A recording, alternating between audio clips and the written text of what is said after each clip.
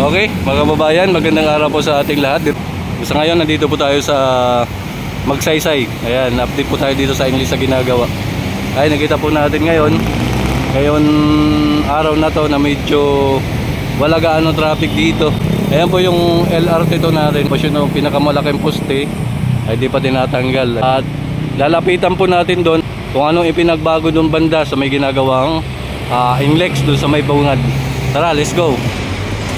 Ayan mga kababayan, dito tayo medyo malapit na sa may pinagagitna. Ayan, nakita po natin nagdagdag po sila ng harang dyan sa ano.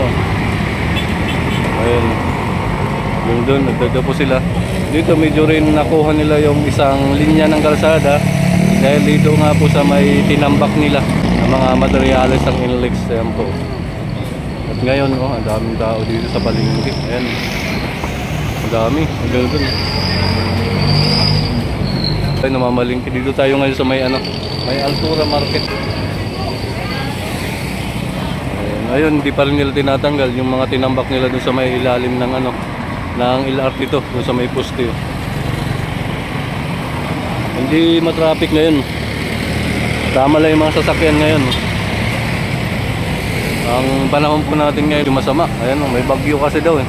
Kaya nagmamadali tayo mag-update ngayon. Baka abutan naman tayo ng baha dito kasi napakataas ang baha talaga dito. At lapit po tayo doon. Tara, let's go. Malamang inuunti-unti ito tanggalin. Ayan, dito eh marami pa rin nakatambak. At lalapit po tayo doon. Tara, let's go. Ayan, dito ikakabit yung sa poste na malaki. Ayan, ayun pala, wala nang harang mga kababayan. Nakita po natin. Kaya nakikita natin yung lupa na lang at saka yung pinakapundasyon ng poste. Ayan.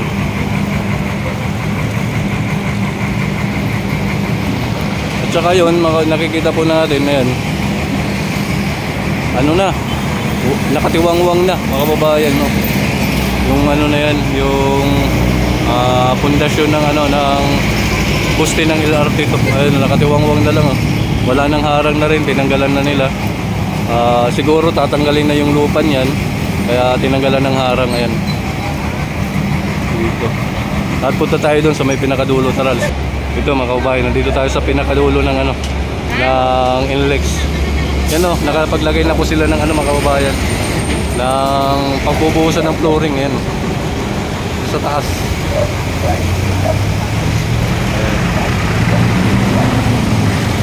Punta po tayo dun sa may kabila para makita natin dito.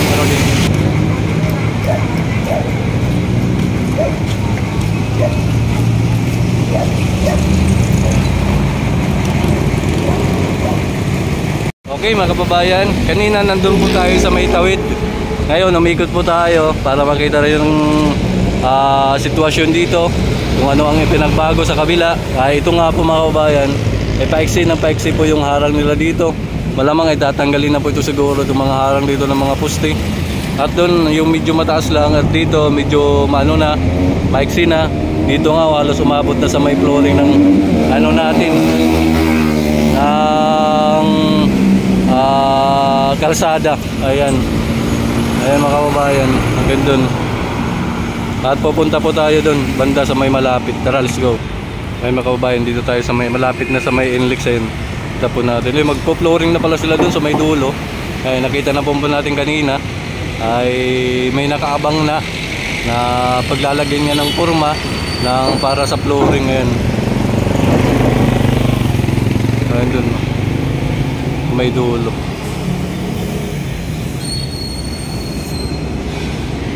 Ano pala to dito ay okay na, tatanggalan na pala yung dun sa pinakamalapit dun sa may gutter nila. Ayan, okay na yung flooring. Pupunta din po tayo dun mga kababayan. Tara, let's go. Ayan mga kababayan, nakita po natin dun sa may poste na yung malapit. Patuloy po sila naghuhukay at nagbubutas dun mga kababayan. Ayan, di pa siguro malalim yung pinagbutasan nila ng pagbabaunan ng poste ng Inglex. Kaya hanggang ngayon nagbubutas pa rin sila. Ayan, ito naman ay ito yung nakatiwangwang dun mga kababayan sa kabila. Mga kababayan, ito wala nang dun, wala nang harang. At nakita po natin may wire. Ayun, hindi natin alam kung ano yan. Malalaking wire.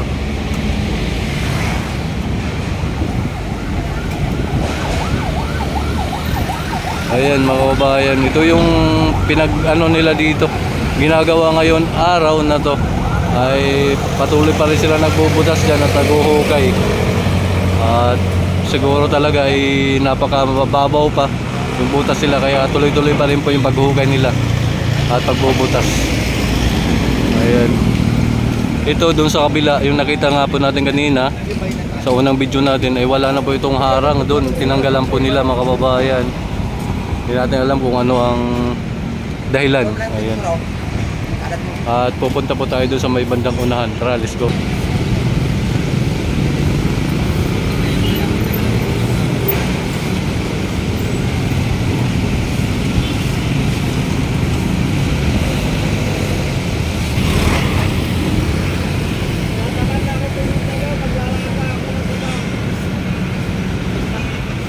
Manipis lang pala yung ano, yung flooring nila, oh. Nasa uno lang yata. Ayun, manipis. Saka dito magpo-flooring na rin po sila. Ayun, may forma na nga po para sa sahig. Ayan, para sa flooring.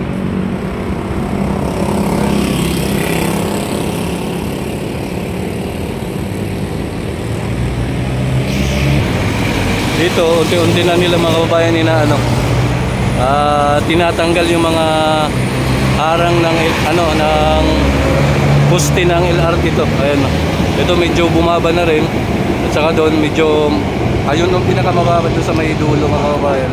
Kasi hanggang ano na lang, hanggang flooring na lang ng ano, ng kalsada.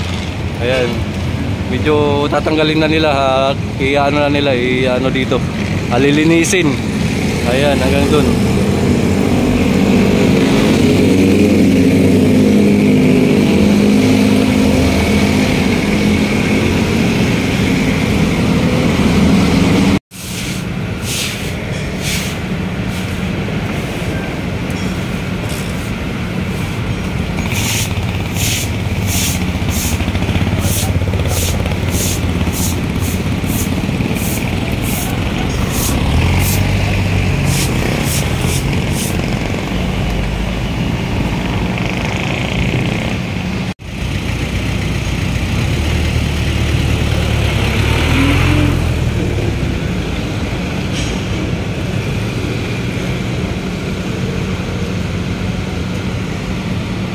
Patuloy sila magbuhukay dyan mga kababayan. Malamang hindi pa ano, hindi pa malalim yung hinuhukay nila dito, binutas. Ayan. Kaya hanggang ngayon nagbubutas pa rin sila mga kababayan sa pagtatayuan ng poste ng NLEX dyan sa ilalim na yun. Dito naman napakalinis na po dito. Wala nang natirang mga bahay dito. Yung barracks na lang nila yung natira. Ayan, dito itatayo yung isang poste. Ayan. Dyan ubos yung ano mga kababayan, yung mga bahay dito. Wipe up talaga dito lahat, walang natira. Ayan, yung barracks lang natira. Ayan, ang daming bahay ito dati, ngayon wala na mga. Ayan mga kababayan, dito tayo. Buti sa araw na to hindi umulan, kasi nga yun na sabi ng ano na sa atin, na ngayon darating yung bagyo, ngayon dadaan dito sa Maynila. Buti nga walang ulan, no? Medyo makulimlim lang. Kasi dito talagang bahato dito. Sumikip ito dito kasi yung dalawang lane ay tinambakan po nila ng mga materialis nila. Ayan. Kaya ang linya dito is two-way na lang. Dapat puro-way ito dito. Ayan. Doon ang dalawa ay tinambakan po nila. Ito dito medyo sumikip. Ay nakat pa nga dito. Banda doon sa may ginagawa nila ng ano, ng pagtatayuan nga ng poste dito sa kaliwa. Mayroon din. At doon ay sumikip talaga. Kaya traffic to dito banda. Ayan.